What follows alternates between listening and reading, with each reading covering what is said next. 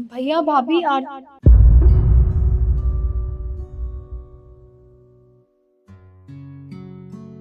भाभी आप नीचे क्यों सो रहे हैं? वो क्या है ना कि कल रात को मेरी कमर में बहुत ज्यादा दर्द था, इसलिए मैं नीचे सो गई। ठीक है, मैं आरती लेकर आई थी। भैया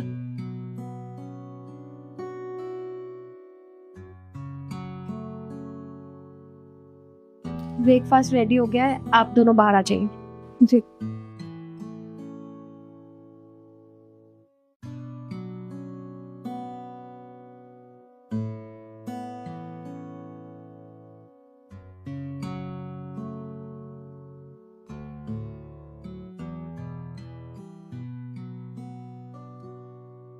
अम्मा, मुझे ना आपसे कुछ बात करनी थी।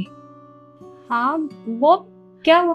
वो क्या है ना, अभी जब मैं भैया भाभी के कमरे में आरती लेने गई थी तो मैंने देखा भाभी नीचे गद्दा लगा के सो रहे हैं। मतलब मैंने उनसे पूछा कि आप नीचे क्यों सो रहे हैं, तो उन्होंने कहा कि मेरी कमर में दर्द हो रहा है।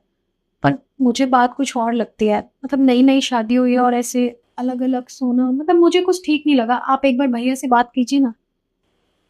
बेटा, मैं इस बारे में तेरे भैया से कैसे बात करूं? अनुज, अच्छा ठीक है, तू कह रही है तो मैं उससे बात करके देखती हूँ। तू जा। ठीक है माँ।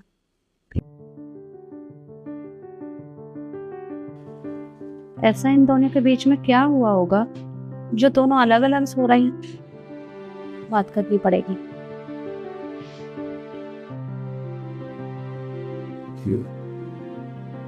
निखिल, ये ले बेटा तेरी कॉफी। थैंक यू माँ। बेटा वो मुझे तुझसे कुछ बात करनी है। जी माँ, पूछिए क्या बात करनी है आपको। तू ये बता कि क्या हमने तेरे साथ कोई जबरदस्ती की है तेरी शादी करके? नहीं माँ, ऐसी तो कोई बात नहीं। तो फिर तेरे और बहू के बीच में कोई लड़ाई झगड़ा हुआ है? नहीं माँ, कोई झगड़ा नहीं हुआ। हम दोनों के बीच में सब कुछ ठीक है। मैं जितना पूछ रही हूँ बस तुम मुझे उतना जवाब दे। वो ईशु ने मुझे बताया कि तुम दोनों अलग अलग सोते हो। बहू फर्श पे सो रही थी और तू बेड के ऊपर। अगर तुम दोनों के बीच में कोई लड़ाई झगड़ा हुआ ही नहीं है तो फिर अलग अलग क्यों सोना? देख बेटा, माँ हूं तेरी, इसलिए मुझे चिंता हो रही है। कुछ बात है तो तू मुझे बता सकता है। बता मुझे क्या हुआ। माँ, अगर आप पूछ रही हैं तो मैं आपको बता ही देता हूँ। नव्या मुझसे प्यार नहीं करती। एक्चुअली वो ये शादी नहीं करना चाहती थी।